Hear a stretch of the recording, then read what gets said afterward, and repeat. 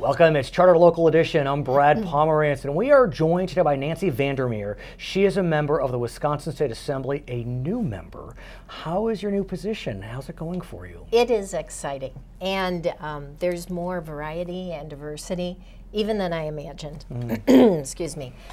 You know, as we may think of what does a representative really do, right? We really get to engage at the grassroots level, being an assembly member at a much more detailed way than maybe we would envision. Well, imagine you represent about 55,000 people, which is a decent sized number, but it's digestible, I would think. In the Senate, they're representing 155,000 people. That's a lot. So talk to us about that first election running for the Assembly, what you were hearing. I know recently you went on some listening tours in connection with all issues before you, but specifically senior care. So talk to me about your constituents, what you're learning, what they're saying to you. Well, and if I could digress just for a moment. Back in 2012, that was my first foray into politics. And I lost by 144 votes. You're kidding. Oh my God. Every vote counts. Just remember that. That's Every right. vote counts. That's right.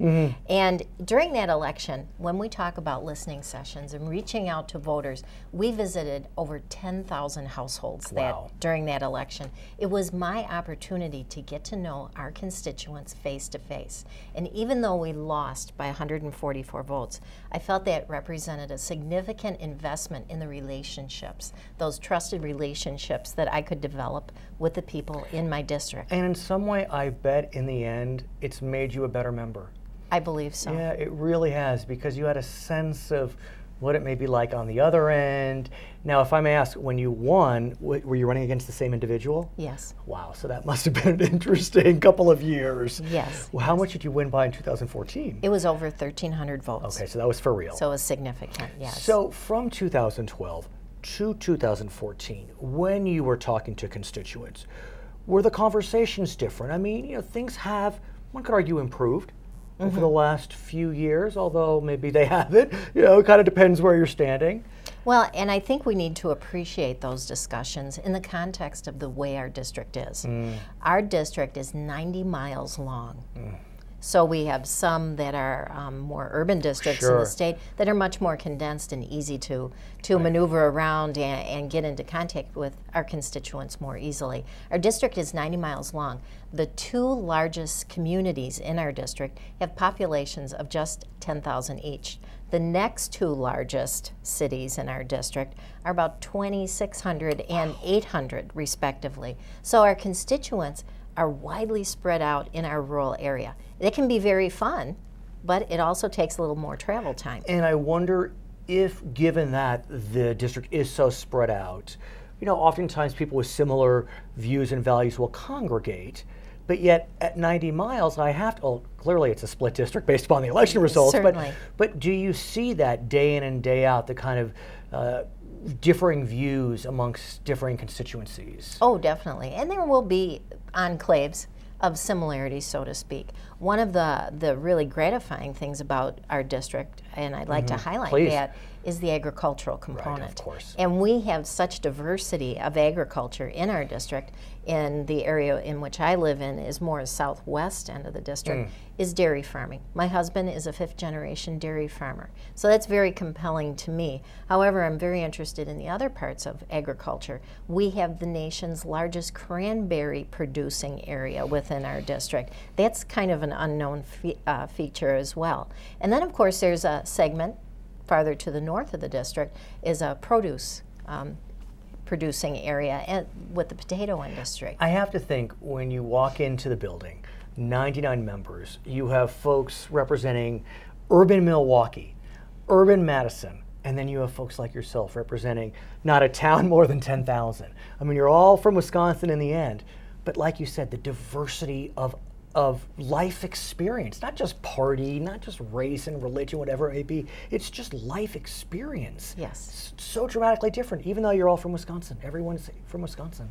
That's right, yes. And that makes it very interesting. And you know, when we talk about the diversity, I think that running in 2012 and again in 2014 not only allowed me to get to know that diversity better, but made me a better candidate to represent those constituents. At the same time, while the state is diverse, while the district is diverse, it does seem there is a uniformity of support behind K-12 Yes. and K-12 funding. As we know, the governor earlier in the year had looked toward potentially cutting funding to K-12. But in the end, the majority party, the Republican Party, came together, presumably with support of the minority party, to argue against those cuts. And now what we see is an increase in funding to K-12. How did that happen, and how do your constituents feel? Well, I want to point out the budget process, even for newcomers, is very inclusive. Really? And I observed that. You know, not being involved until this point Right. in my career, Yes. you know, I thought, you know, how much can I really influence? But Or know or understand. I mean, yes, it's a and the huge budget state, is a huge budget. The budget Right. is 1,600 pages plus. I keep it on my desk every day until we're done with the budget process. But as far as the process and being inclusive, members of the Joint Finance Right. are assigned to a group of us. We have access to those members all the time. Wow. And that was, as I promised during my election, to protect the rural schools. Right. Obviously, you can tell that's what our Yes. district is. Yes. And that was my inspiration all along, was to continue to spread that message to our Joint Finance Committee, asking for that support of rural schools, at least specifically in my district. So how did it make you feel that in the end, as just one of 99, that you were able to create the environment whereby K-12 not only didn't see a cut, but saw restoration and increase in funding? I was thrilled. And I was thrilled for the kids in our district because of the way in which that it was proposed. So the funding goes to the students. And I'm all about growing small business. Right. And I think when I was on a committee at School to Work program, sure. also in our local district, and I'm very interested in helping students to get on a career path, to learn some vital skills in that K-12 experience that lends them onto the workplace. And it must be gratifying knowing that local kids can matriculate to one of the finest state universities in the country. Yes. I mean, University of Wisconsin is a national university. It attracts people from all over the country. That brings up the point about UW. There has been discussion about the structure of UW. The governor's looking at maybe changing the formula, changing the governance structure. I know we're not there and we're not sure what's going to happen in the end, but what have your constituents said on that issue, the question of UW? My constituents are very UW focused. Oh, I'm sure. And you know, in the listening sessions, in any of my engagement with my constituents, that is probably in the top 5 of their concerns. Not surprised. And I'm a UW lacrosse graduate, Of course you are. so Of course you are. near and dear to my heart Right. that we maintain those opportunities for a quality education. So that discussion needs to continue, so that that is the focus of the product of our post-secondary education in the state. So how do you continue to advocate for UW in an environment where, you know, some folks may be criticizing the system, they squirreled away some money maybe, and, you know, it's hard to know what really happened, but talk to us about that advocacy. Well, as I said, I feel that I'm a good advocate because Right. I'm a product of the system. And in addition to that, as I said, my focus continues to be on the quality of the education and how we can deliver that in the best way possible to our students.